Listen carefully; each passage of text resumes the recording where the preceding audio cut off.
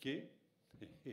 Et donc c'était à chacun de découvrir où les choses allaient se passer, de le demander, mais même en le demandant, on n'avait pas forcément la réponse adéquate. Donc je vais peut-être vous demander de venir ici tout autour pour que l'on puisse davantage communier. Approchez-vous, s'il vous plaît.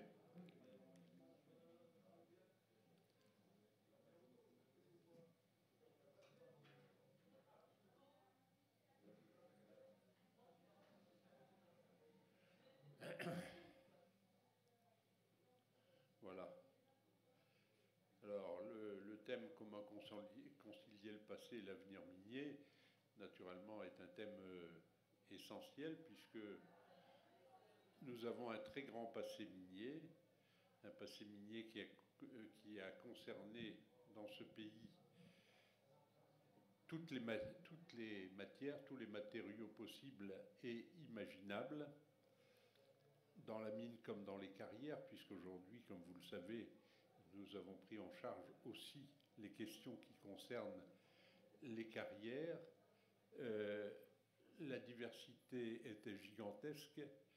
J'ai pu le constater au moment où l'association a été créée dans les années 89-90. Je suis descendu dans des quantités de mines de toutes sortes dans ce pays, je dis bien. Depuis, il ne reste pratiquement plus rien. Il reste simplement des exploitations salifères dans le bassin lorrain, hein, mine de sel du côté de Varangeville, au sud-est de Nancy. En dehors de ça, ce sont surtout des carrières qui maillent l'ensemble du territoire. Hein. Et donc la question qu'on pourrait se poser, si vous voulez, c'est la suivante. Est-ce que la mine est terminée dans notre beau pays de France? Elle est loin d'être terminée parce que les possibilités minières en France restent extrêmement importantes. Naturellement, la mine d'aujourd'hui ne sera pas celle d'hier. Et elle ne sera pas non plus celle de demain. C'est ce que nous avons essayé de faire passer dans les textes, mais depuis quelque temps, comme vous le savez, les choses sont un peu difficiles sur le plan législatif et c'est essentiellement l'administration qui joue un rôle majeur. D'ailleurs, j'ai lu dernièrement un témoignage qui est celui de votre président, président des maires de France, M. Lisnard, dans le Point, que je vous conseille de lire et qui dénonce absolument ces turpitudes qui font que les maires, d'ailleurs, ont des pouvoirs qui sont sans arrêt en train de se réduire face à une administration qui ne cesse de s'organiser face aux élus de ce territoire qui ont tous les désagréments, alors que de l'autre côté, ils n'en tirent que beaucoup d'avantages. Voilà, donc la mine, si vous voulez, est quelque chose qui doit nous concerner, mais nous concerner d'une façon différente. Elle ne sera sans doute pas dans les régions que l'on connaissait, qui étaient minières hier, surtout les grandes régions minières, comme l'Est et le Nord de la France, mais la mine va essentiellement toucher en France métropolitaine, la Bretagne, le Massif central et les Pyrénées. Naturellement, je n'oublie pas également les possibilités minières qu'on peut trouver, par exemple, en Nouvelle-Calédonie ou en Guyane, naturellement. Donc, dans ces régions, le BRGM, qui vient d'avoir une nouvelle vocation de recherche, elle est très récente, elle a été voulue essentiellement par le président de la République, est en train de s'activer sur ces questions. J'ai pu l'entendre, le constater aussi lors du dernier congrès de la Société des industries minérales où ils sont intervenus longuement. Donc ça, c'est de bon augure, mais avant que le BRGM ne retrouve les moyens pour pouvoir explorer le territoire national, il faut dire aussi que la géologie de la France a concerné un certain nombre de personnages de grande qualité du BRGM qui jouaient ce rôle à titre quasiment individuel. Je pense par exemple à Éric Marcoux, mais surtout aussi à des sociétés qui ont exploré le contenu de notre territoire venant d'autres pays, en particulier des sociétés canadiennes ou australiennes, qui ont continué à faire l'inventaire donc géologique de notre territoire. Donc voilà, et aujourd'hui, naturellement, dans le cadre qui est le nôtre, la France est devenue un pays où les égoïsmes sont lourds à porter, sont lourds à mettre en pièces, et alors que la mine est devenue, dans le contexte politique général, mondial, la mine est devenue une nécessité absolue. Il faut absolument qu'on puisse exploiter nos richesses. La terre d'en haut, c'est l'agriculture. La terre d'en bas, ce sont les mines. Et les mines doivent être exploitées de la même manière, si vous voulez, que la terre d'en haut, pour pouvoir échapper à la concurrence souvent malsaine, quand on sait de quelle manière les mines peuvent être exploitées en République démocratique du Congo, de quelle manière elles peuvent être exploitées en Chine, même si des progrès ont pu être faits depuis quelques dizaines d'années par rapport à ce que les choses pouvaient être, de quelle manière elles sont même exploitées au Brésil, qui est un très grand pays minier également, comme vous le savez sans doute, ou au Chili. Donc, nous avons là, si vous voulez, aussi une question majeure. Est-ce que les Français, ou les Européens d'ailleurs, parce que quand je dis les Français, je pense aussi au reste de l'Europe, est-ce que les Français doivent accepter l'inacceptable? Les enfants comme j'ai pu le voir au Cameroun par exemple, des enfants de 8, 9, 10 ans dans les mines d'or du Cameroun ou ailleurs. Voilà, donc ça aussi, naturellement, ces conditions d'exploitation ont un avantage, c'est que le prix de la main-d'œuvre n'a rien à voir avec celui qui pourrait être généré dans notre pays. Donc, c'est une question qui est tout à fait nouvelle depuis le conflit ukrainien, je crois. Ça vient de ressurgir, c'est à nouveau sur le tapis, et fort heureusement d'ailleurs, pour moi qui ai toujours milité pour que l'on exploite nos richesses naturelles. Et je suis aussi assez surpris que l'Europe commence à se manifester dans le même sens. Et récemment j'ai eu à témoigner, si vous voulez, devant de nombreux pays européens, et nous avons reçu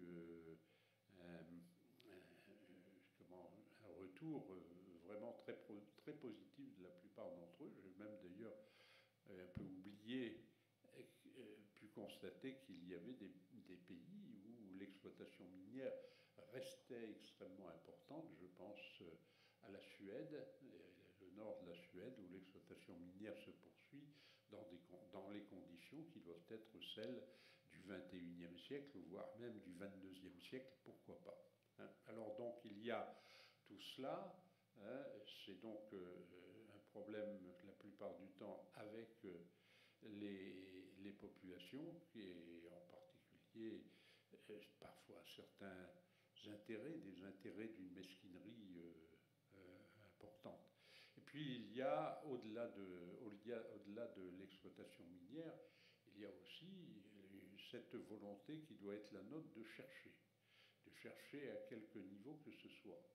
Et pour illustrer cela, je voudrais ici souligner les avancées qui ne sont très difficilement pris en compte par l'État les avancées qui sont celles d'un certain nombre de sociétés qui exploitent, par exemple, le gaz de mine, des anciennes mines de charbon, un gaz qui sort spontanément des mines qui ont été des zones d'exploitation des mines de charbon.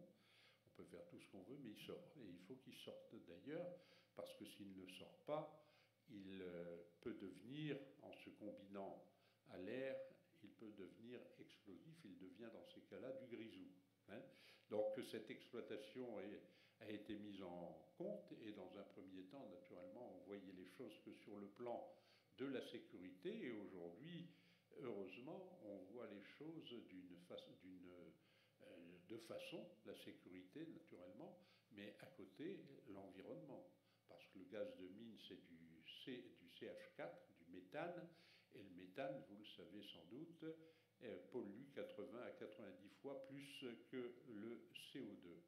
Donc nous avons donc ces exploitations-là qui commencent à se mettre en route et qui devraient avoir la priorité d'ailleurs sur les importations du gaz venant des États-Unis ou du Canada, qui la plupart du temps, je vous le rappelle, est du gaz de schiste, c'est-à-dire une exploitation qui est absolument interdite non seulement dans notre pays, mais sur l'ensemble du territoire européen.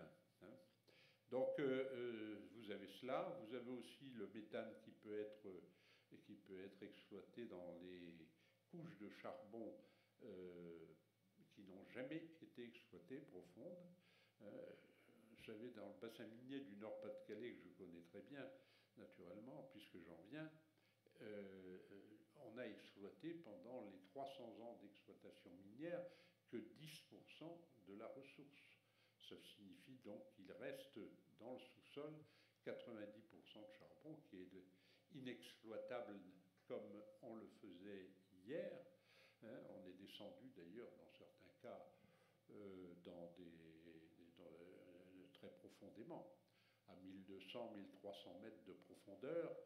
Les mineurs travaillaient dans une température de 45 degrés avec 100% d'humidité. C'était pire que l'île du Diable en Guyane. Hein.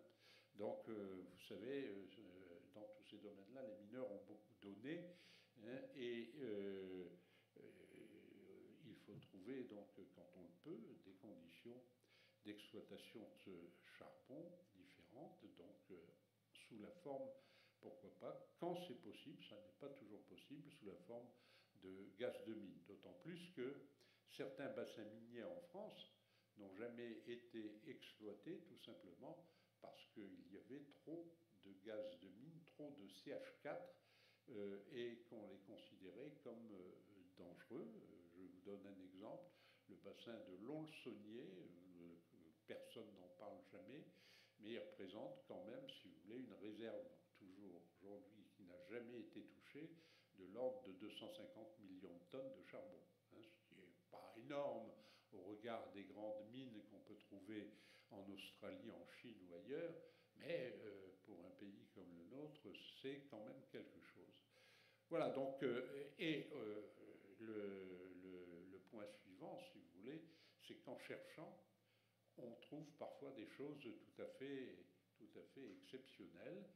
Et je le dis aujourd'hui avec d'autant plus de force que peut-être dans les 2 ou 3 mois qui viennent, on aboutira sans doute sur le sujet. En Lorraine, quand on a voulu faire le tour du gisement de gaz de charbon, donc de gaz qu'on va chercher dans les couches qui n'ont jamais été exploitées, en faisant le tour de cela et en demandant d'ailleurs à des chercheurs du CNRS de Nancy de regarder la question, on a découvert d'abord que le gisement était relativement important. Si mes souvenirs sont bons, c'est quelque chose comme 252 milliards de mètres cubes de méthane qu'il peut y avoir dans ce gisement. Ça, c'est le premier point.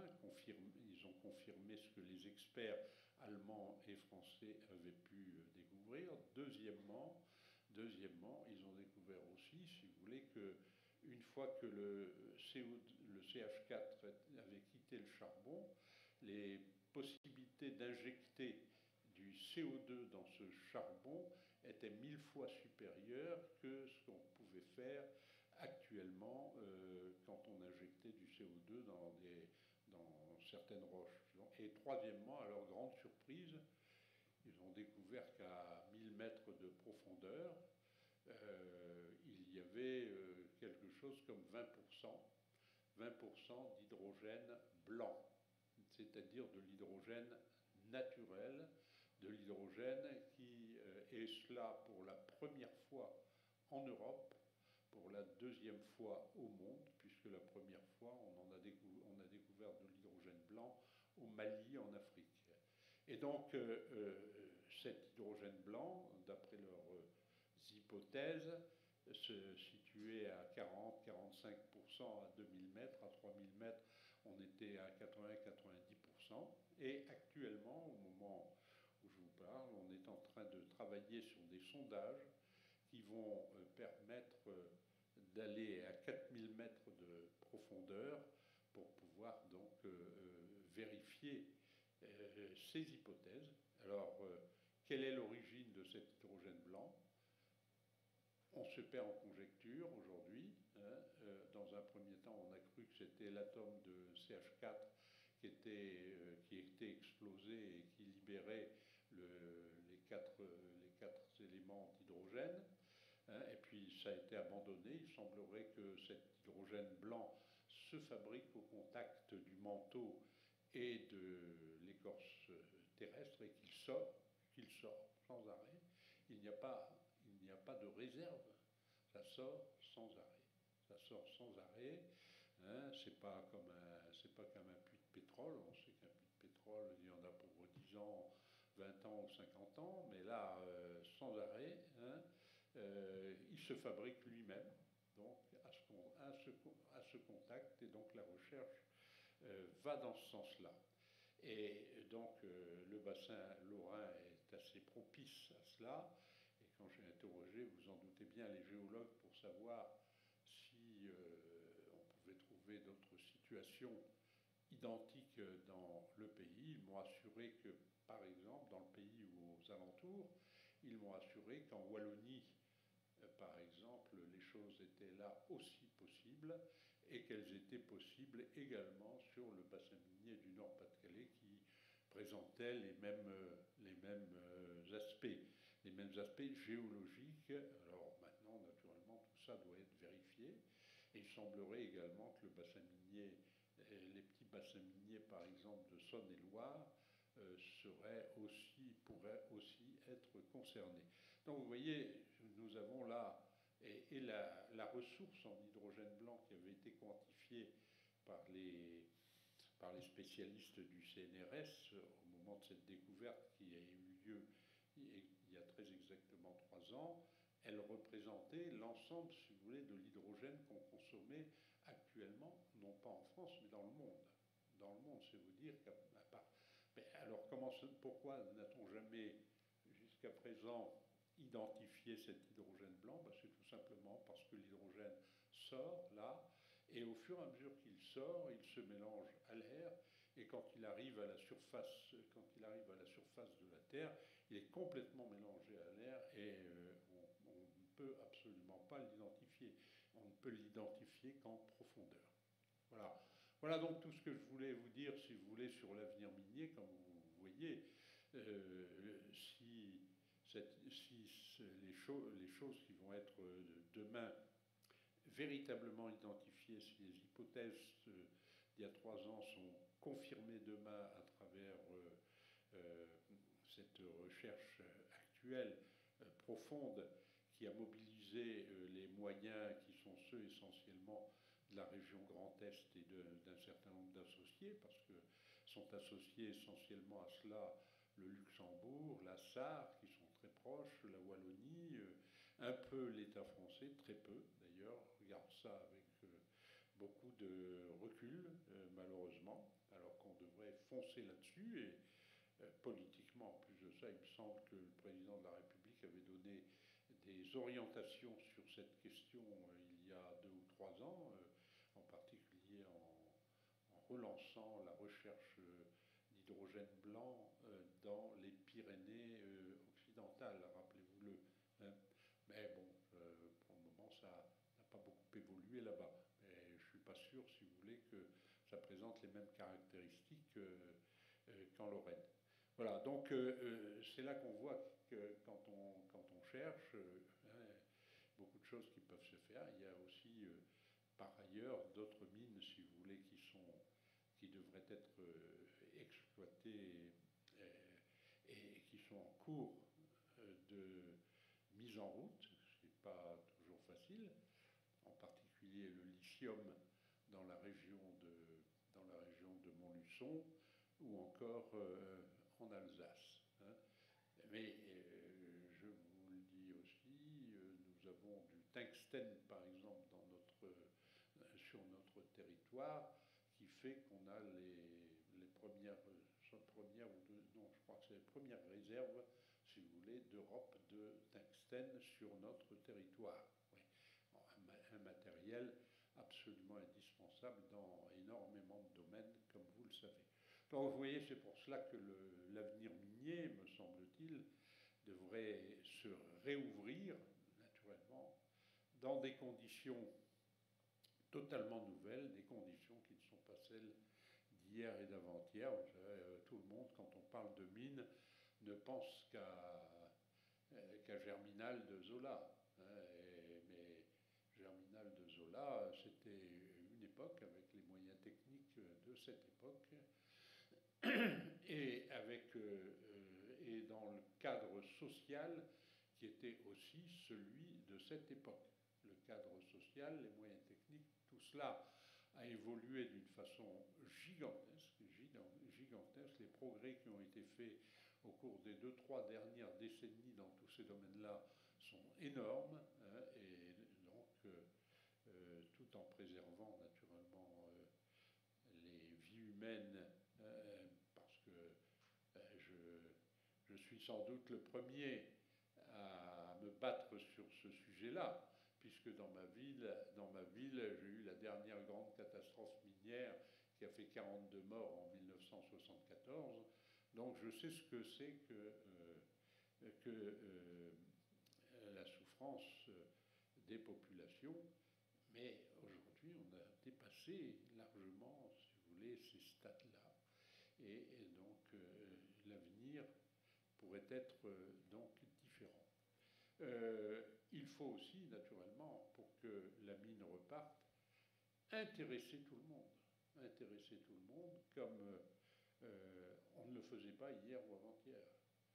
Hier ou avant-hier, c'était la bataille en permanence entre ceux qui descendaient à la mine, la population et les dirigeants. Aujourd'hui, ça doit être une association de tous avec une volonté commune qui doit présider et qui doit répartir également les fruits qui sont ceux de l'exploitation. Vous savez, la mine, le charbon par exemple, a enrichi énormément de monde d'une façon invraisemblable, bien plus encore que ce que l'énergie peut enrichir les gens aujourd'hui. Hein. Mais les seuls qui n'ont pas tiré profit de tout cela sont les communes minières. Quand vous prenez le classement de la richesse des communes, le tableau des 35 000 communes qu'il y a en France, par rapport à leur population, les communes minières sont toujours les dernières. Il faut le savoir aussi. Donc tout ça doit être revu pour permettre un avenir minier beaucoup plus solide, beaucoup plus compris par tous, et en particulier par les populations sur les territoires desquels la mine va s'exercer. Voilà, hein, on ne dirait pas plus, on peut peut-être, puisque j'ai là des représentants, si vous voulez, d'une société qui souhaiterait exploiter, si vous voulez, des minerais, en particulier en Bretagne, dans un permis exclusif de recherche, PER, comme on les appelle, pourraient peut-être nous dire quelques mots pour nous dire, si vous voulez, comment les choses fonctionnent sur leur secteur. Vous m'entendez ?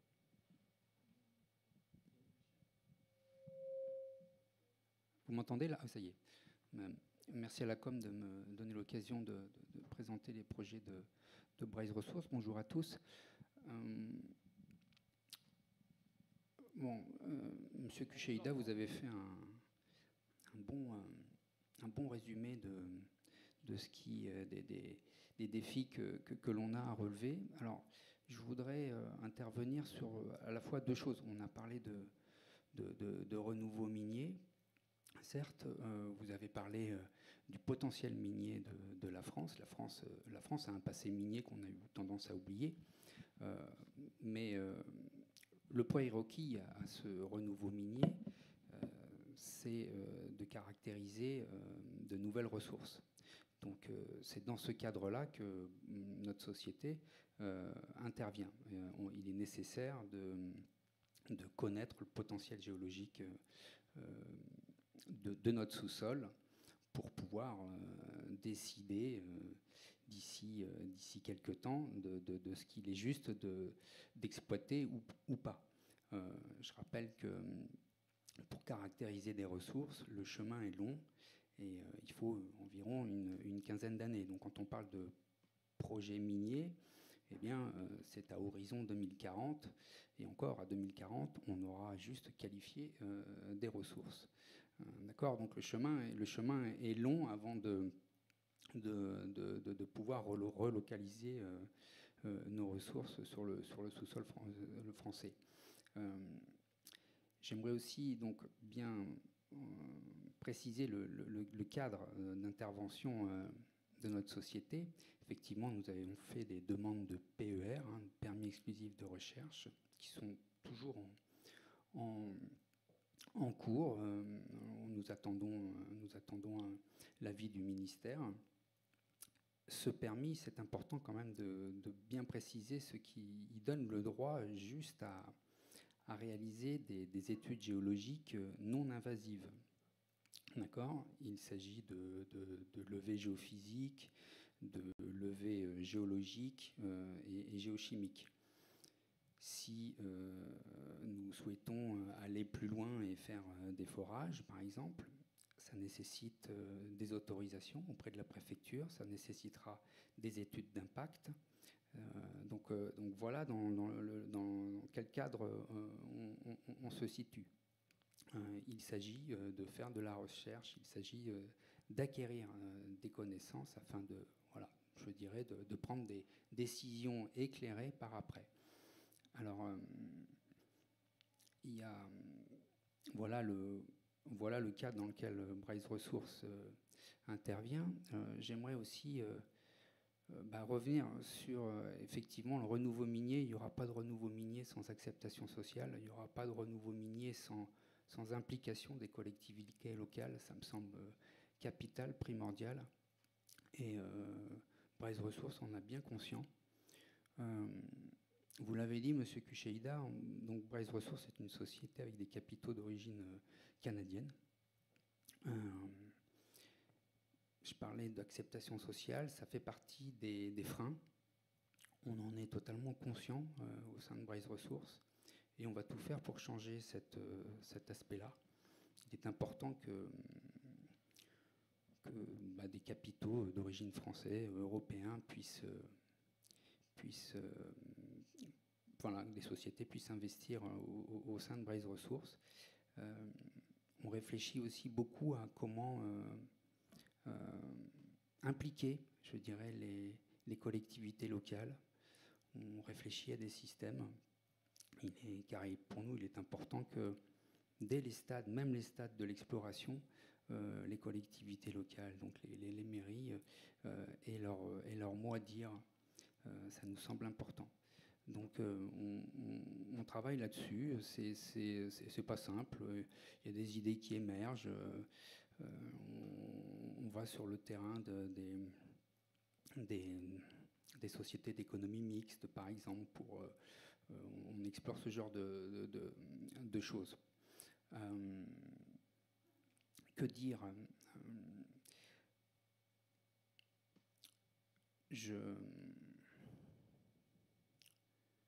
Voilà, j'ai le sentiment, alors la situation, M. Kucheida, en Bretagne, je ne vous le cache pas, hein, c'est plutôt compliqué au niveau de l'acceptation sociale, je ne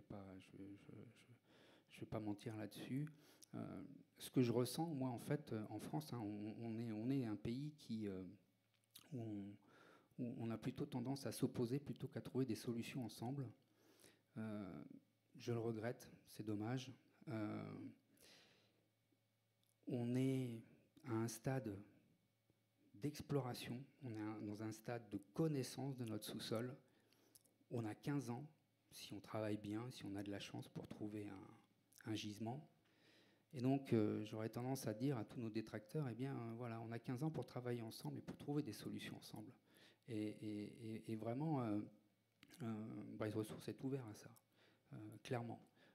Encore une fois, je le dis, il n'y aura pas de projet minier s'il n'y a pas d'acceptation sociale, si on n'embarque pas les collectivités locales. Donc, ouais, voilà, travaillons ensemble, me semble la bonne approche. Encore une fois, un projet tel que celui de Bryce Ressources, dans les 15 prochaines années, il n'a pas d'impact, un impact quasiment inexistant d'un point de vue environnemental. En tout cas, les impacts ne sont que temporaires. Et comme le rappelait M. Kucheida, la mine d'aujourd'hui, et d'autant plus la mine de demain, c'est absolument pas la mine d'hier. Donc oublions aussi cette idée de germinal qui nous colle à la peau. Voilà. Merci. À vous, là, si vous avez des questions à nous poser, n'hésitez pas une seconde. Nous sommes prêts à essayer, naturellement, de vous répondre. Bonjour, merci Président. Yannick Simon, maire de Cabas, bassin minier de la bauxite dans le Var.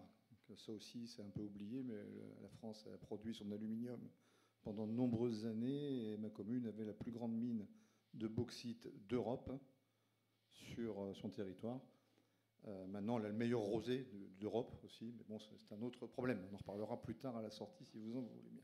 Voilà, non, on a quand même des soucis là-dessus. On comprend la problématique de l'acceptabilité sociale, la problématique de l'acceptabilité tout court.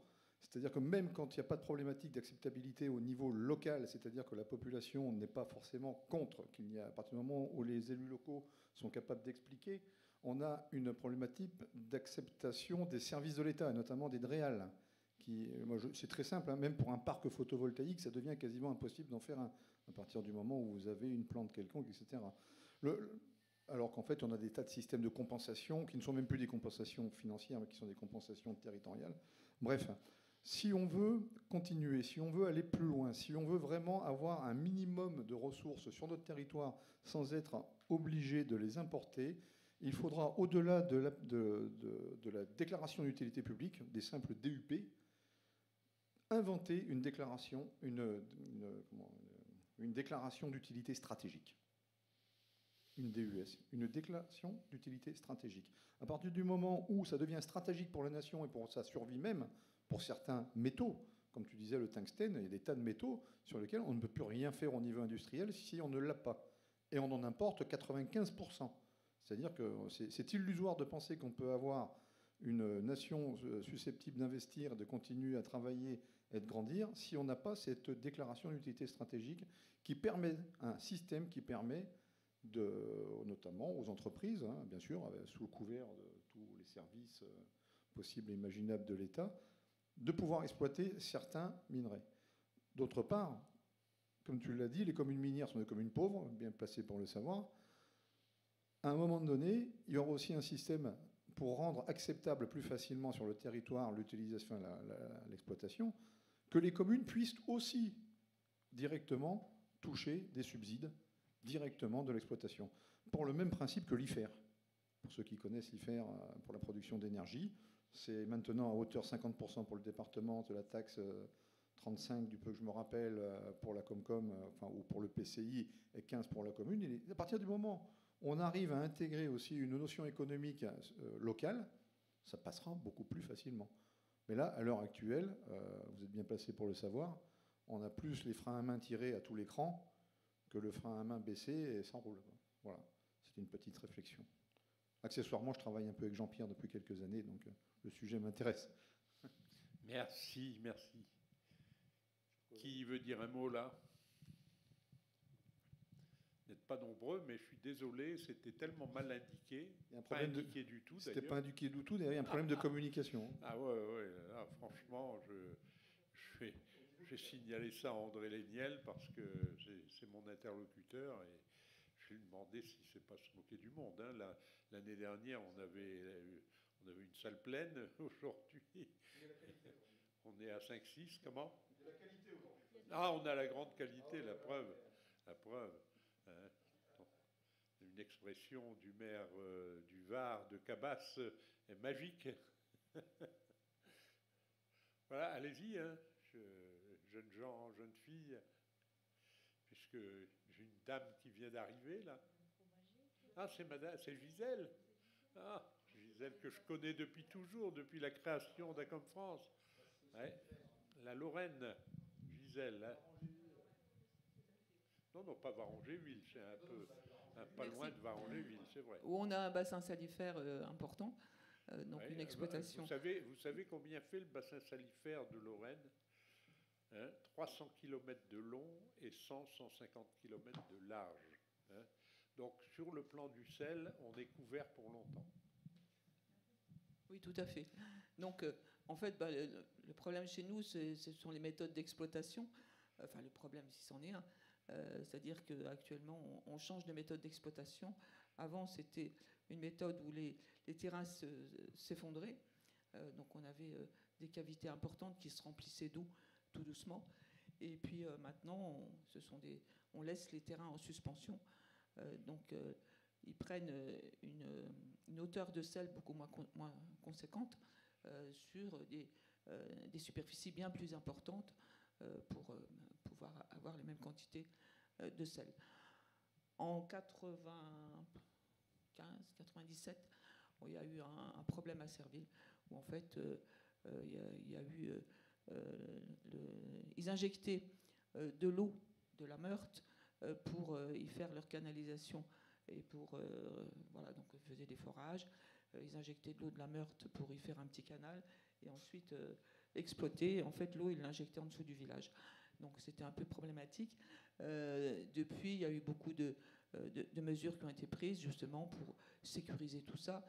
À l'époque, on ne maîtrisait pas du tout les entrées et les sorties d'eau, etc. Donc tout ça, ça a été effectivement, il y avait beaucoup d'améliorations. On n'est pas non plus à l'abri d'autres accidents, bien sûr. Hein. C'est comme quelqu'un qui prend une voiture, il n'est pas à l'abri d'avoir un accident lorsqu'il part, et on n'est jamais sûr. Il peut y avoir, on a un pourcentage de risque toujours important pour vous rejoindre par rapport aux entreprises et pour que toutes les entreprises ne partent pas de la France. Effectivement, il faut aussi prendre des risques à certains moments. On n'a pas le choix. Et l'exploitation de sel, c'est quand même quelque chose d'important dans des tas de domaines, la pharmacie, tout ce qui est verre, tout ce qui est... Enfin bon, bref, il y a des tas de domaines où on utilise les produits de ces exploitations minières. Donc voilà, donc effectivement, c'est indispensable pour moi à l'évolution de notre économie.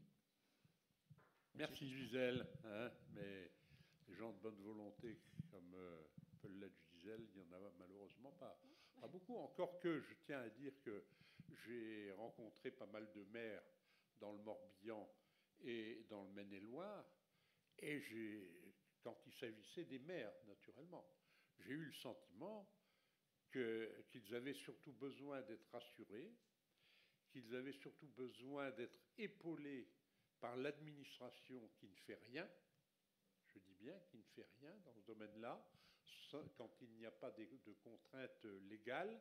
Hein, vous savez, j'ai déjà beaucoup de mal à faire accepter une contrainte légale que j'ai mis dans la loi de 99 qui s'appellent les instances régionales de concertation, c'est-à-dire que chaque année, dans une région donnée, le préfet de région doit mettre autour de la table tous ceux qui sont concernés par les exploitations d'hier pour faire le point.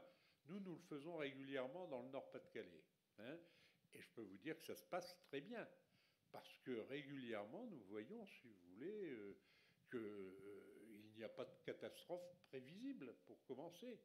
Et nous voyons aussi que l'État, contraint d'ailleurs, eh bien, fait le travail qui est le sien. Par exemple, les stations de relevage des eaux, chaque année dans le Nord-Pas-de-Calais, l'État est obligé de sortir de ses poches quelque chose comme 2 500 000 euros pour faire fonctionner les stations de relevage des eaux. Mais s'il y a des stations de relevage des eaux, c'est parce qu'il y a eu des affaissements. Et s'il y a eu des affaissements, c'est parce qu'on a exploité. Et le responsable de l'exploitation, au bout du compte, parce que c'est le seul qui maîtrise ce qu'il y a dans le sous-sol quand ça apparaît au journal officiel, c'est l'État. Et c'est donc sa responsabilité. Hein. Donc tout ça, ça se passe très très bien chez nous, mais il y a beaucoup de régions où parfois, sous la contrainte, on finit par installer ces instances, mais il y a encore des régions où ça n'est pas installé, malheureusement. Et de cette façon-là, ça permet aussi d'infuser dans la population une culture qui n'est pas celle du catastrophisme qui risque d'arriver demain ou après-demain. Par exemple, vous voyez, dans le bassin minier du Nord-Pas-de-Calais, l'eau monte, comme dans n'importe quel bassin minier quand il n'a plus été exploité. Tout le monde sait qu'on peut être totalement tranquille dans ce domaine-là, puisqu'elle monte très doucement et que le bassin minier sera ennoyé entre 150 et 300 ans. Je vais vous dire, donc vous voyez que tout ça est rassurant par rapport à ce que nous pouvons porter vis-à-vis de nos populations. Voilà.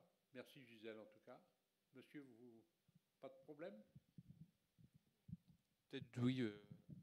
Juste une petite question. Enfin, je suis originaire de l'Allier, donc j'habite à quelques kilomètres de la prochaine à venir mine de lithium des Chassières. Moi, je suis élève administrateur et juste avant, je travaillais à la préfecture de l'Allier, donc j'ai participé à l'instruction côté État de cette mine. Et donc les choses avancent bien. L'Allier, on a un passé communiste assez ancré, du fait notamment des mines et puis également du métayage côté agricole. Donc il y a malgré tout un consensus politique autour du besoin économique et au niveau aussi de l'emploi de l'ouverture de cette mine. Le problème, et ce qui freine aussi l'engagement plein entier de l'État sur un petit peu cette priorité stratégique, qui en est une, même européenne là pour le coup, de cette mine de lithium, c'est la pression de groupes écologiques, avec même la peur au sein de l'État de la création d'une zone à défendre autour de la mine des Chassières. Et donc c'est une peur qui est vraiment prise au sérieux et qui empêche, en tout cas moi c'était le regard que j'avais en tant que simple instructeur et au contact du préfet de l'Allier notamment, en fait l'État ne veut pas trop s'engager pour pas être trop mouillé entre guillemets et d'exciter certaines personnes qui pourraient empêcher l'aboutissement du projet qui, selon toute vraisemblance, devrait aboutir sauf soulèvement. Donc est-ce que la question est la suivante, est-ce que selon vous le débat minier est assez dépassionné et est-ce que l'État joue son rôle de prescripteur et de défenseur de cet intérêt stratégique qu'il est pour des territoires comme l'Allier, où la fermeture des mines, en plus donc bassin de Montluçon, l'ancien Manchester français, certains historiens le qualifiaient comme tel, c'est un besoin quasiment vital pour ce territoire. Et on est sous la menace, entre guillemets, de personnes extérieures qui pourraient faire tomber à l'eau. Et l'État, au lieu de faire barrage, ce mauvais jeu de mots, voilà, est assez frileux. Totalement d'accord avec vous. Je vais vous raconter ce qui m'est arrivé un jour. Le maire d'une petite commune du Tarn, qui s'appelle Fontrieux. Il y a quelques centaines d'habitants perdus du côté de Castres, pas loin des montagnes noires, etc., me dit de venir parce que on veut faire une exploration là pour voir pour voir s'il y a du tungstène sur le territoire. J'y vais donc, et à ma grande surprise, il y avait 200, 300 personnes rassemblées. Rassemblées. Le gars qui présentait le projet a été nul. Ça, je peux vous le dire, c'était la Narbonnaise, je ne sais pas trop quoi, là, la Narbonnaise du tungstène ou un truc comme ça. Il n'a pas été bon. Le maire était terrifié par cette population qui était là. Le sous-préfet a été en dessous de tout. Et il y avait un représentant du ministère de l'Industrie qui n'a pas apporté beaucoup d'eau au moulin. Moi, je suis intervenu en disant à quel point c'était indispensable pour la vie de notre pays, etc. Je me suis fait huer, mais ça ne m'a pas empêché de dire ce que j'avais à dire, tout simplement. C'est vous dire donc avec des gens, j'ai demandé au maire qui étaient ces gens. Il ne les connaissait pas. Pour la plupart d'entre eux, comme par hasard. Et ça arrive malheureusement très souvent. Vous savez, le jour où on a capitulé à Notre-Dame-des-Landes, eh bien, je peux vous dire que c'est un jour noir, absolument noir, parce qu'on a capitulé devant une infime minorité, alors que 2 référendums avaient demandé à ce que l'aéroport se fasse. C'est une bêtise absolue. Et ensuite, on ne dit pas toujours les vérités. Vous vous souvenez de l'édification par le département du Tarn d'un barrage, et avec une controverse considérable autour, et il y a eu un accident malheureux, puisque les gendarmes, si vous voulez, ont lancé des grenades lacrymogènes, je crois, et l'une des grenades lacrymogènes, si vous voulez, est passée entre un individu et son sac à dos, et l'individu, malheureusement, a été tué. Mais ce qu'on ne dit pas, parce que moi, je suis toujours très copain avec l'ancien président du conseil départemental du Tarn, ce qu'on ne dit pas, si vous voulez, c'est qu'il y avait des matières inflammables, voire explosives, dans le sac à dos. Mais ça, on ne le dit pas. Je ne sais pas pour quelle raison, si vous voulez, on en est là. Juste, si la problématique qu'il y a, c'est un cas concret, c'est ça qui est intéressant, c'est que de toute façon, il y a plusieurs niveaux déjà de l'État. C'est-à-dire que la plupart du temps, l'État décentralisé, je ne sais pas si ça marche pas, on n'est pas nombreux. Ce qu'on appelle l'État déconcentré ou décentralisé, ça marche toujours bien. C'est-à-dire quand on est en direct avec le préfet ou le sous-préfet, normalement, dans 90% ou 95% des cas, avec les services de la DDTM, ça marche. Dès qu'on monte à l'État décentralisé, déconcentré, à l'échelon supérieur, entre guillemets, régional, qu'on commence à taper dans les DREAL, etc., ça devient très très compliqué. Après, au niveau de l'État, faut qu'il y en ait un déjà. Tout simplement. Tout ça sur plein de sujets, sur la route, surtout, je suis président d'Interco aussi, on a des compétences transport, on s'aperçoit qu'il y a personne. En ce moment, il n'y a personne. Au moins, c'est clair, net, précis. Ensuite, quel que soit le sujet, il y a des contestataires professionnels qui ne sont pas du territoire, qui se déplacent. Ça vient de l'époque de Notre-Dame-des-Landes. Ce sont souvent les mêmes. Ils sont un jour à Bure, dans mon pays d'origine, dans la Meuse. Ensuite, ils sont sur un autre chantier. Et ils arrivent maintenant à empêcher la sortie de parcs solaires sur des friches industrielles ou des friches minières. Bon, on a un niveau. Et à partir du moment où l'État, notamment, ne prend pas sa part de responsabilité, ne fait pas appliquer l'ordre et ne fait pas appliquer ce qui a été voté, à partir de ce moment-là, c'est évident que c'est perdu d'avance. C'est pour ça que cette problématique, je vous dis, de déclaration d'utilité publique pour une ZAC, c'est très bien. À partir du moment où on touche à la stratégie, c'est stratégique, ce sont des produits stratégiques, notamment le lithium. À partir du moment où l'État ne prend pas sa responsabilité en créant quelque chose qui ressemblerait, je vous dis une déclaration, quand je dis ça, je ne l'ai pas inventé, la stratégie, la défense même de la nation, à partir de ce moment-là, on ne s'en sortira pas.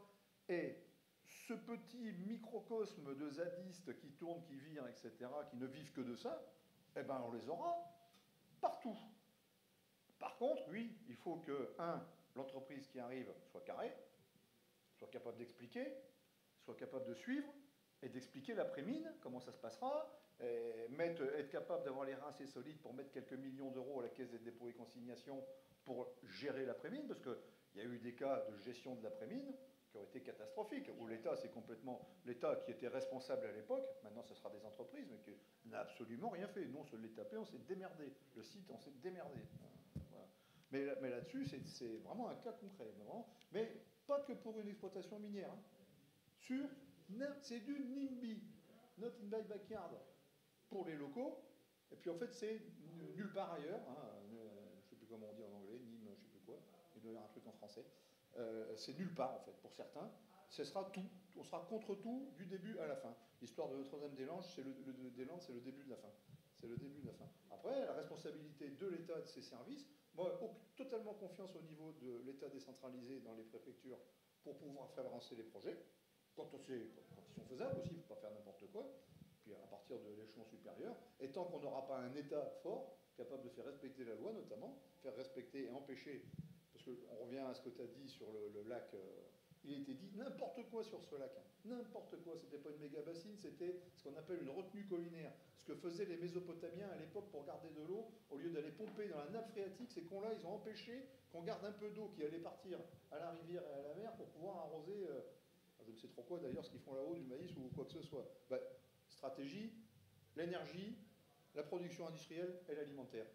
Voilà, déclaration d'utilité stratégique, Banzai, on fait des circuits courts, pas 8 ans pour faire un parc photovoltaïque, je suis dedans, pas 20 ans pour faire un site d'enfouissement de déchets, parce que la gestion des déchets, personne n'en veut, mais il faut bien les mettre quelque part. Enfin bref, on en est là, quoi. Vous êtes où maintenant? Vous êtes élu? Non, je suis administrateur territorial, je vais devoir le concours de l'INET. Bon, vous venez dans le Vardo, allez hop, je vous embauche. Je dois...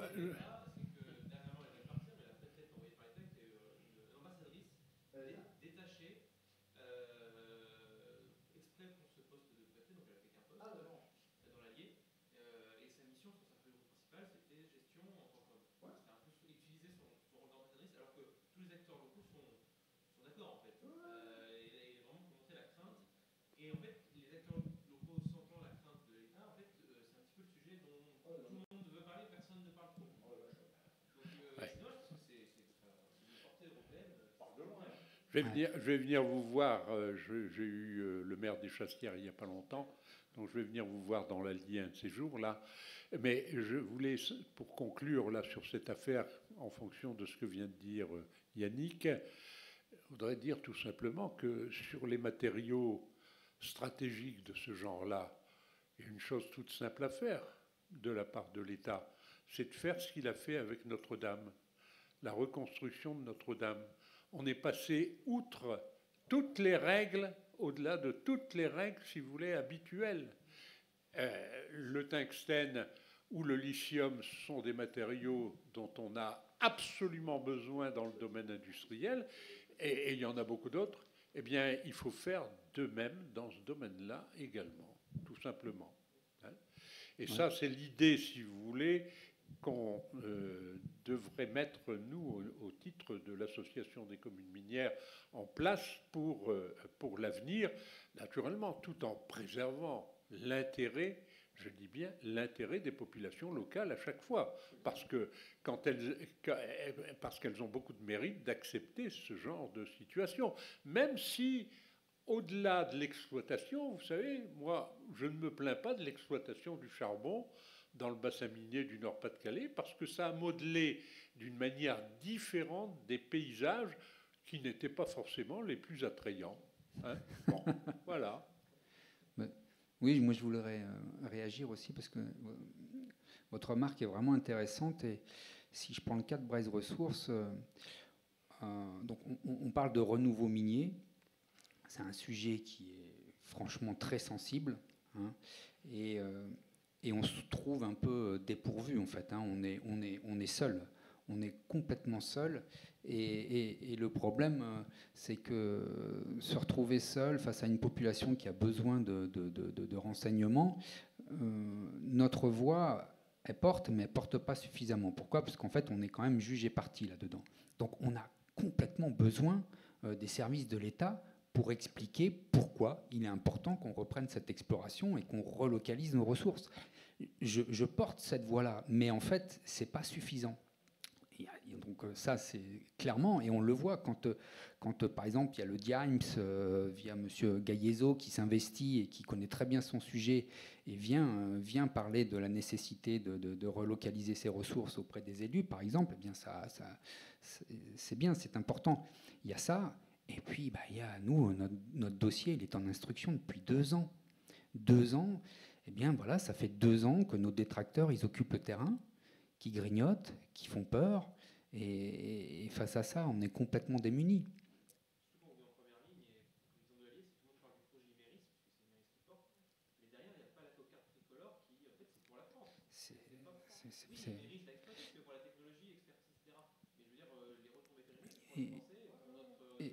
Et moi, je ne comprends pas cette idée de peur, parce que l'administration peut faire l'autruche, mais ça ne changera pas. Ce n'est pas parce qu'on fait l'autruche qu'il n'y aura pas de ZAD.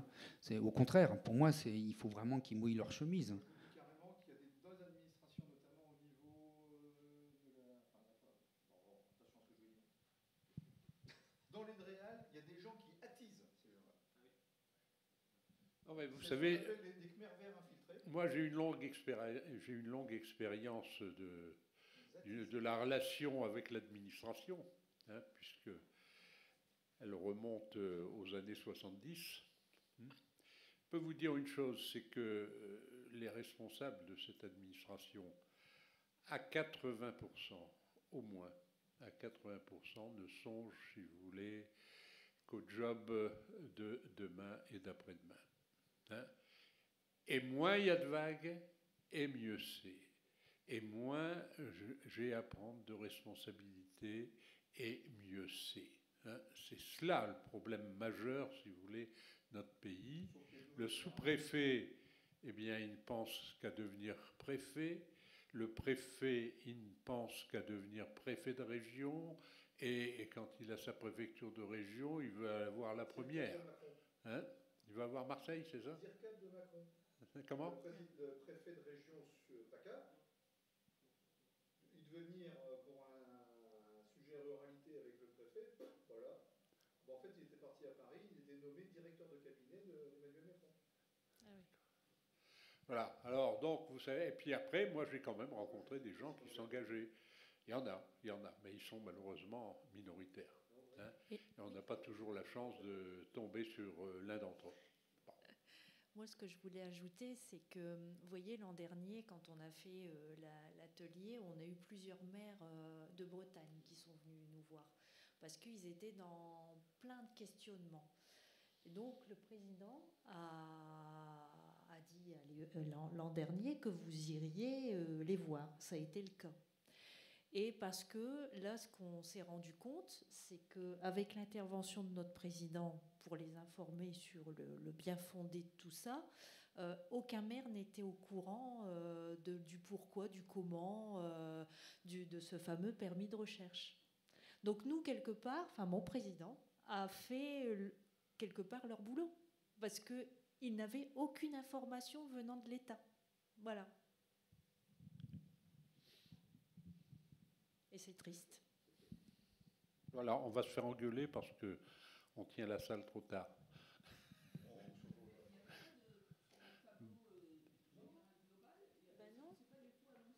Ben non, comme l'an dernier.